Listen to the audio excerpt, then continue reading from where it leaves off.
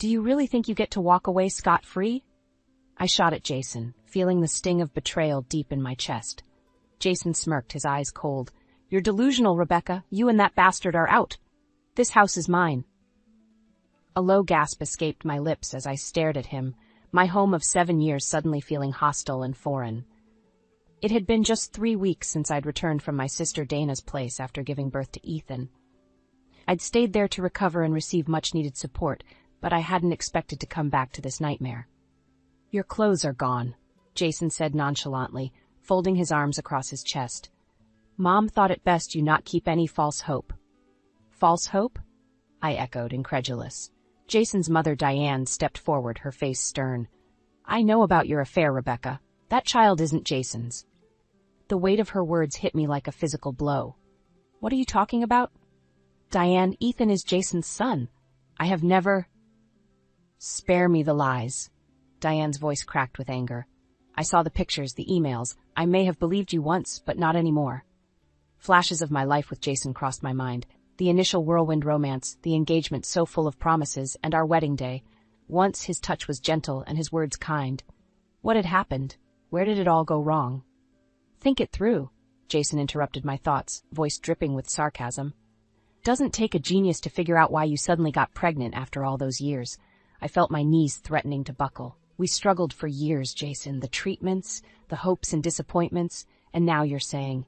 He cut me off, looking disinterested. Yeah, and guess what? I gave up hope a long time ago. Inside, a fire began to burn. So that's it? You just stopped caring, and now you want to throw me and your own son out based on lies? You're in denial, Rebecca, Jason said dismissively. It's over. Cold disbelief gave way to clarity. This wasn't random. It had been brewing. Jason's sudden withdrawal and indifference when I announced I was pregnant. Him barely being home, always on business trips. The harsh, stinging accusations I had brushed aside because I loved him and believed in us. Diane's eyes bore into mine, searching for truth or perhaps a crack in my resolve. I met her gaze evenly. You believe those fabricated stories? Check your sources, Diane. I never cheated. I loved your son, and you know it. She hesitated. I could see uncertainty flicker in her eyes, but Jason's words had woven their poison well. Turning my focus back to him, I said, You've been distant, disrespectful. Is this really about me, or is it you who's hiding something? Jason's face darkened, but he remained silent. I knew then that I needed to call Dana. She'd been my rock, my reality check. Her voice on the other end came calmly, Rebecca, come back here. You and Ethan need safety and clarity. Nodding, I gathered what dignity I had left. Fine, I'll leave. But this isn't over, Jason. He laughed mockingly. Oh, it very much is. As I walked out with Ethan in my arms, a sense of steely determination took over. Jason might think he won this round, but I had just begun my fight. No way would I let lies and betrayal steal what was rightfully mine. With my sister's support and love, I knew I'd find the strength to challenge Jason's deception and protect my son. I settled into Dana's guest room, feeling the dull ache of betrayal. Ethan slept soundly in his crib while I stared at the ceiling, replaying Jason's cruel words. The next morning, Dana found me in the kitchen, a cup of coffee cradled in my hands. How did you sleep? She asked softly, placing a hand on my shoulder. Not well, I admitted, my voice breaking slightly. I can't believe this is happening. We'll get through this, Dana assured me. You're not alone.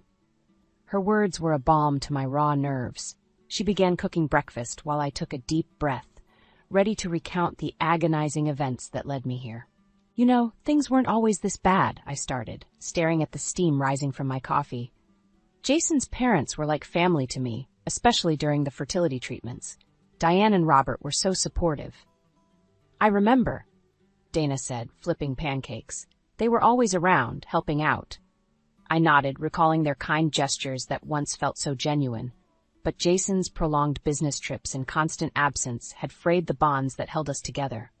His coldness grew more pronounced with each passing month, especially after I got pregnant. He wasn't there for any of my doctor appointments, I continued, my voice thick with emotion. I was so sick all the time, and handling everything myself was nearly impossible.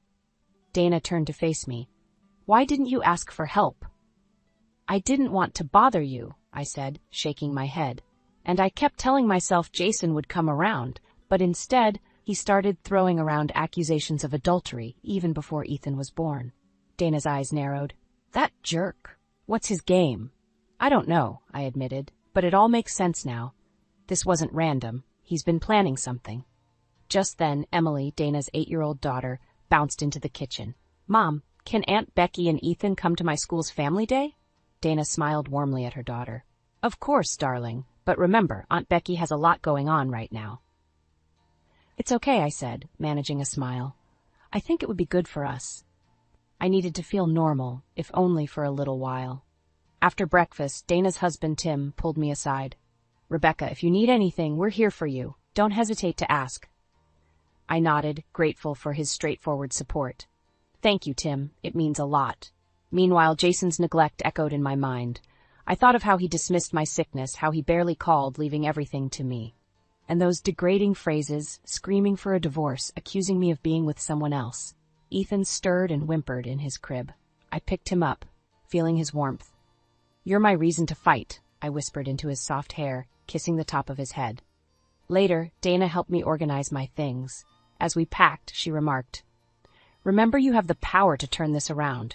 Don't let Jason's lies define your future. Her strength bolstered my resolve. I'm moving back in here for good. I need to focus on Ethan and figure out our next steps. Dana squeezed my hand. We've got your back, Rebecca. Jason won't know what hit him. Living with Dana brought a semblance of peace. Yet the weight of Jason's accusations and the blatant betrayal lurked constantly. But with my sister by my side, the fog of doubt began to clear. I'd build a new life for Ethan and myself, one without Jason's poisonous presence. The path ahead was uncertain, but one thing was clear. With every passing day, my determination grew, and I knew I'd find the strength to confront Jason and reclaim my life. The day Ethan was born was a whirlwind of emotions. Dana's home was filled with the chaos of labor and the serenity of new life. Despite the joy, there was an unmistakable void where Jason should have been. Congratulations, Rebecca, Dana beamed as she handed me my newborn son. He's perfect. Tears streamed down my face as I held Ethan close. I just wished Jason was here, I confessed, the pang of his absence cutting deep. Dana pursed her lips, but refrained from voicing her strong feelings. Instead, she busied herself with ensuring we had everything needed. Days turned into weeks, and still, Jason's presence was merely a ghost in emails and brief clinical phone calls. One dreary afternoon, my phone buzzed with an unexpected call from Diane. Swallowing my apprehension, I answered. Hello? Rebecca, Diane's voice was steeped in sternness. Jason has decided to file for divorce, citing infidelity. We have evidence. My heart sank. What kind of evidence? I asked, clutching the phone tighter. Photos, emails, reports from a private investigator, she replied sharply. Rebecca, it's clear to us. I didn't hear the rest. Fury and injustice overwhelmed me. I need to see this evidence for myself, I snapped before hanging up. Dana found me gripping the counter, shaking with rage. What happened? Jason's filing for divorce, accusing me of cheating, I spat. They have supposed evidence. Dana's face darkened. This is Jason's doing. We need to confront him. You can't allow him to tear your life apart with lies. I nodded, finding strength in her determination. I'm going back to our home. I need to face him and see this evidence. The next morning, I drove to what used to be our home. My nerves were fraying, but rage and resolve pushed me forward. Jason was going to face his consequences. I stepped inside the house, finding Jason and his parents waiting, looking smug and confident. My belongings were absent, replaced by a chilling emptiness. Rebecca, let's make this quick, Jason said, a smirk playing on his lips. The evidence is indisputable. You expect me to believe your lies? I shot back. Show me this so-called evidence. Jason pulled out a folder, tossing it onto the coffee table. Diane and Robert looked uncomfortable, but said nothing. I sifted through photos of me talking to friends, innocent interactions twisted into falsehoods. This is all fabricated, I said, voice shaking with suppressed rage. Jason shrugged. Believe what you want, the court will side with me. I looked at Diane and Robert. You've known me for years. You think I'd betray your son like this? Robert frowned, finally speaking up. It seems awfully coincidental. Jason, are we sure about this? Jason's eyes flashed with anger. Dad, we have the proof. Rebecca's deceit is clear. I took a deep breath, steadying myself. I didn't cheat, and I won't let you ruin my life based on lies. If we're going to court, I'm ready to fight." Jason's smirk faltered, but he quickly regained composure.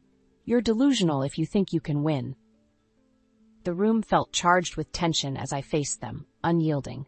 I had my son to protect and a truth to defend. Jason's betrayals wouldn't break me. Dragging my eyes to Diane and Robert, I said, "Think about the kind of person standing next to you. This isn't about me. It's about what Jason's hiding from you all." The expressions on their faces wavered, uncertainty creeping in. I saw a flicker of doubt in Diane's eyes, and it fueled my determination. "Believe me or not," I challenged, "the truth will come out. And Jason, you'll regret this." Without waiting for a response, I turned on my heel, walking out the front door and slamming it behind me. The battle lines were drawn, and I was ready for war. Determination propelled me forward. I knew I couldn't let Jason get away with this. The next few days were a blur of legal consultations and gathering evidence. My lawyer, Mr. Turner, reassured me, "We're going to fight this, Rebecca. Jason's accusations won't hold up in court if they are false." Armed with my newfound strength, I returned to my former home. I wasn't going to let Jason's deceit break me. Stepping inside, I found Jason, Diane, and Robert waiting for me. "Here she is," Jason sneered. "Come to admit your lies." Ignoring his taunt, I addressed Diane and Robert. "I have something to say. It's time for the truth to come out." Jason's eyes narrowed. "What are you talking about?" Taking a deep breath, I began. "Jason's the one who's been unfaithful, not me. He's been cheating on me during his business trips." "Preposterous!" Jason shouted, but I noticed a flicker of fear in his eyes. "Diane, Robert," I continued, "I hired an investigator of my own. Here's the evidence." I pulled out photos, emails, and proof of Jason's affair with a colleague. Diane's face turned pale as she flipped through the documents. "Jason, is this true?" Jason's smirk faltered slightly, but he tried to maintain his composure. "She's lying. This is all fabricated." But Diane's gaze hardened. "We've known Rebecca for years. Her honesty has never been in question until you planted those seeds of doubt." "Mom, you can't seriously believe her." Jason's voice wavered, his confidence cracking. Robert, who had been silent, now spoke up, his voice steady. "Jason, I need you to be honest. Did you or did you not have an affair?" Caught off guard, Jason hesitated. "Dad, it's complicated." I seized the moment. "Your accusations against me were baseless, Jason. It was all a ploy to cover up your own infidelity." "So what if I was unfaithful?" Jason snapped, finally losing his composure. "Rebecca was never there for me. I needed someone." The room fell into a heavy silence.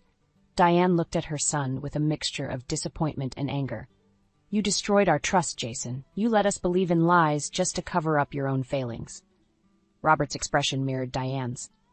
"You've gone too far, son. We're supporting Rebecca in this, period." Jason's face turned red with rage, but he knew he was cornered. "You'll regret this," he threatened, but his words lacked the usual menace. "We'll take our chances," Diane responded coldly. "Rebecca, what do you need from us?" Relief washed over me. "I need support for Ethan and myself. I want custody, and I'll need financial help until the divorce is settled."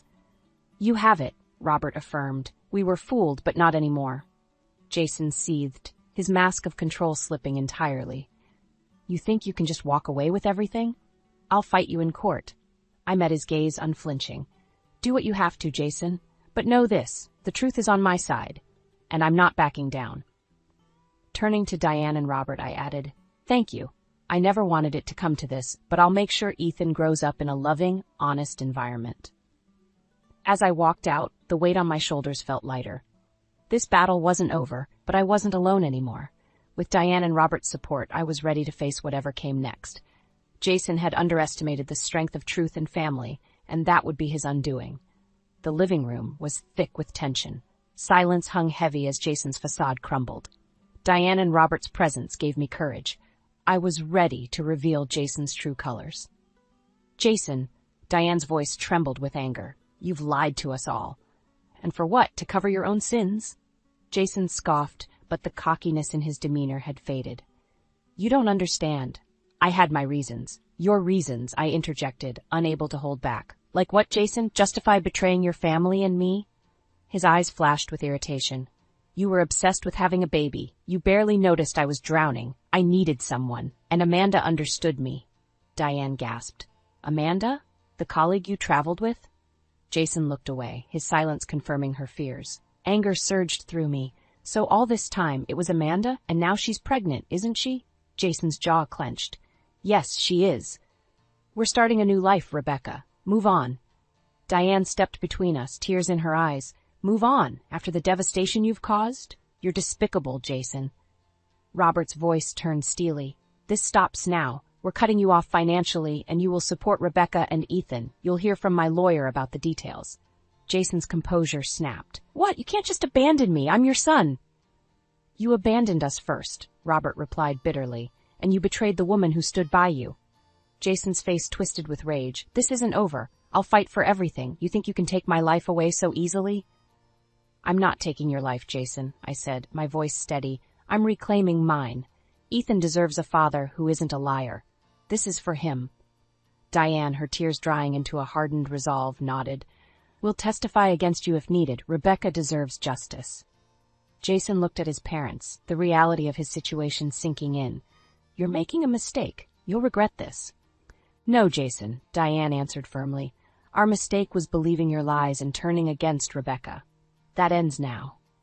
I stepped closer to Jason, feeling a fire of resilience within me. You underestimated me. I've endured your neglect and betrayal for far too long. It's time to take control.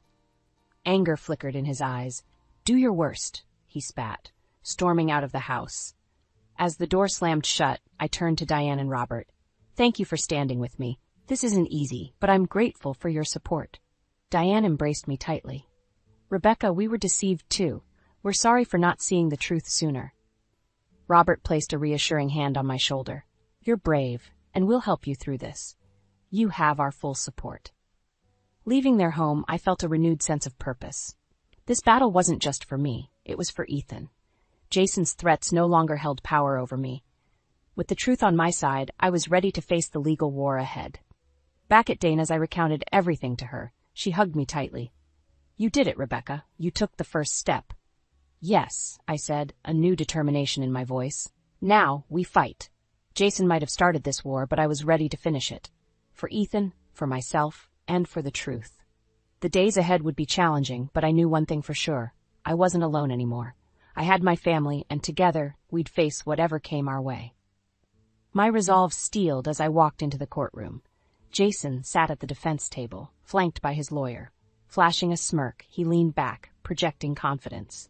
But I saw through his facade. Mr. Turner, my lawyer, joined me. Rebecca, remember to stay composed. We have strong evidence on our side. I nodded, clutching Ethan's photo for strength. The judge called us to order, and the trial began.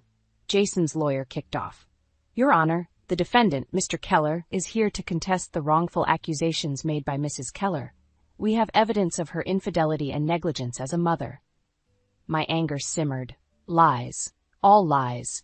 Mr. Turner countered smoothly, presenting our side. Your Honor, we have ample evidence proving Mr. Keller's infidelity and deceit.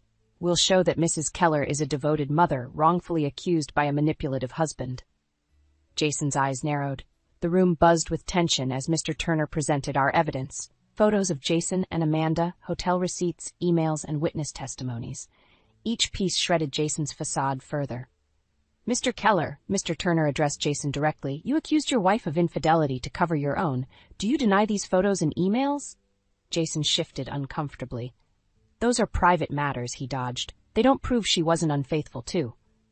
I couldn't stay silent. Jason, you destroyed everything with your lies. Be honest for once. He glared at me, but said nothing. The judge's gaze bore into him. Mr. Keller, the evidence is substantial. How do you respond? Jason's lawyer tried damage control. Your Honor, regardless of Mr. Keller's actions, we must focus on Mrs. Keller's competence as a mother. Before I could react, Mr. Turner played our trump card. Your Honor, we'd like to call Diane Keller to the stand. Diane took the stand, eyes firm but pained. She began, we believed Rebecca was unfaithful because of Jason's manipulation. We were wrong. She's been nothing but a dedicated mother and wife. Jason's lawyer objected, questioning Diane's objectivity, but she remained resolute. My husband and I hired private investigators. We found nothing against Rebecca. Instead, we discovered Jason's affair. The courtroom buzzed with murmurs. Jason's facade crumbled further. The judge leaned forward. Mrs. Keller, are you supporting your son's claims? Diane's voice was steady. No, Your Honor, Rebecca is a victim here. We were deceived by Jason. Jason's expression turned desperate. Mom, you can't. Robert stood up from the audience. Enough, Jason. You've done enough damage. It's time to face the consequences. Tears welled up, but I held them back. I had to stay strong for Ethan. The judge looked at Jason one last time. Mr. Keller, you've been found to have misled this court and your family. Custody of Ethan will be granted to Mrs. Keller. You will provide child support and alimony as per the legal stipulations. Jason's defiance deflated. He muttered, This isn't over. It is, I said, standing tall, for Ethan's sake. The judge's final decisions marked the end of the legal battle, but the beginning of a new chapter. Jason had to face the consequences of his betrayal, while I had to rebuild our lives. Leaving the courthouse, Diane and Robert approached me. Rebecca, Diane began, tears in her eyes, we're truly sorry for everything. I smiled, a mix of relief and gratitude. What matters now is building a stable future for Ethan. Dana and Tim were waiting outside, relief etched on their faces. You did it! Dana exclaimed, hugging me tightly. I hugged her back, feeling the warmth of family. We did it. As we walked away, I glanced back at Jason, defeated and alone. It was poetic justice. He underestimated the strength of truth and family, and it was his downfall.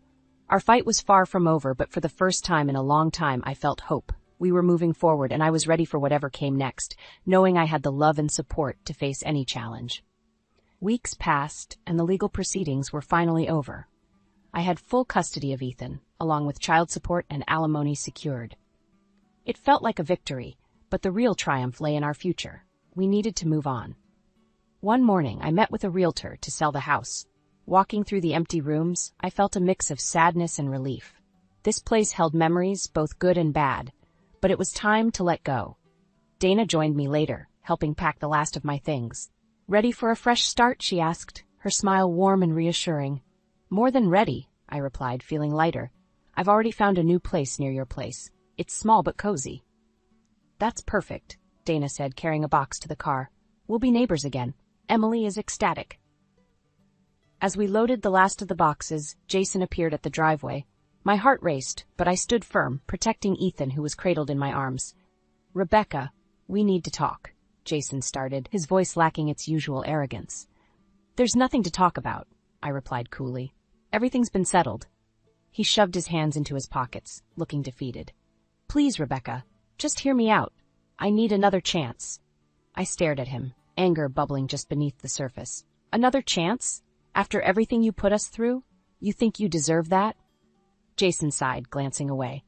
I messed up. I was wrong, and I lost everything. Amanda left when she realized I couldn't support her. I have nothing now. That's your own doing, Jason, I said sharply. Ethan and I have moved on. We don't need you. Dana stepped in, her eyes fierce. Jason, leave. You've done enough damage. Jason's shoulders slumped. All fight drained from him. Fine. But remember, I'm still Ethan's father. And you will fulfill your responsibilities, as ordered by the court, I affirmed. Now leave. He left without another word, a broken man. Watching him go, I felt a pang of pity, but it was overshadowed by my resolve to protect Ethan and our new life. Dana wrapped an arm around my shoulders. You did the right thing. He needed to hear that. Nodding, I looked at my son. Ethan deserves a stable, loving home, and that's exactly what we'll give him. We moved into our new home that weekend. It was modest but full of potential. With Dana and Tim's help, we settled in quickly. Ethan's laughter filled the house, a sound I cherished more than anything. One evening, after putting Ethan to bed, I sat on the porch with Dana. Can you believe how far we've come? I mused, watching the stars. You've been incredibly strong, Dana replied. And now, it's all paying off. Thank you for standing by me, I said, squeezing her hand. I couldn't have done it without you. We're family, Dana smiled. That's what we do. As the days turned into weeks, our new life began to take shape. The house slowly felt like home, filled with love and laughter. I found peace in the routine, and Ethan thrived in the nurturing environment we created. One day I received a call from Diane. Rebecca, I just wanted to check on you and Ethan. How are you? We're doing well. Diane, I replied, a smile touching my lips. We've settled in nicely. I'm glad to hear that, Diane said, her voice tinged with relief. I miss Ethan terribly. Could we visit sometime? Of course, I agreed. You both are welcome anytime. Life was far from perfect, but it was ours to rebuild. Each day I grew stronger, fueled by the love of my family and the determination to forge a better future. Ethan would grow up knowing that amidst the trials we found strength, and in unity we found hope. Months turned into a year, and life settled into a rhythm. Each day brought new joys and challenges, but the peace we found was our own. Ethan thrived, his laughter lighting up our home. One Saturday, Dana invited me and Ethan over for a family gathering. The backyard buzzed with energy as kids played and adults chatted. "Rebecca," Dana called, waving me over. "Come help me with the barbecue." I joined her by the grill, flipping burgers and catching up. "This is exactly what we needed," I said, watching Ethan play with Emily and their friends. Dana smiled. "We're so lucky to have each other. Family is everything." In the midst of our conversation, my phone buzzed. It was Diane. "Hi, Diane. Everything okay?" "Rebecca," she began, her voice shaky. "I have some news about Jason." My heart skipped a beat. "What is it?" "He's been struggling. Amanda left him for good, and he's now working menial jobs to make ends meet. He's hit rock bottom." For a moment, I felt a flicker of pity, but recalling the betrayals, I steeled myself. "I see. Thanks for letting me know." "Despite everything, he's still Ethan's father," Diane added gently. "I hope he can eventually find a way to be a better man." "I hope so too," I replied, glancing at Ethan, who deserved better. "But my priority is Ethan's well-being." Later that day, after the gathering, Dana and I sat on the porch reflecting. "Can you believe how far we've come?" she marveled. "You're stronger than ever." "I had to be," I said, placing a hand on Ethan's head as he dozed off in my lap, for him and for myself. The next few months saw more stability and growth. My bond with Ethan deepened, and we flourished in our supportive community. Then, one rainy afternoon, Jason appeared at my door. "Rebecca, we need to talk," he said, rain dripping from his hair. I hesitated, but stepped aside, letting him in. "What do you want, Jason?" He looked broken, a shadow of his former self.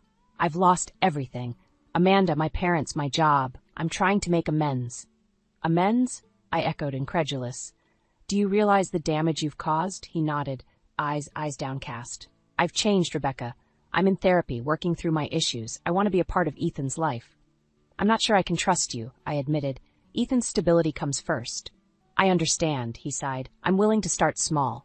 Supervised visits, anything to show I'm committed to being a better father." A part of me remained skeptical, but another part recognized his sincerity. "Fine," I said, standing firm. "We'll try supervised visits, but one mistake, Jason, and it ends." "Thank you," he responded, relief evident in his eyes. "I won't mess this up." As he left, I felt a mix of emotions. This wasn't forgiveness, but a cautious step forward. For Ethan's sake, I was willing to give Jason a chance to prove himself. A few weeks later, at a family gathering, I watched as Jason interacted with Ethan under my and Dana's watchful eyes. Slowly, trust began to rebuild, not for Jason as my partner, but for him as Ethan's father. Diane called that evening, relief in her voice.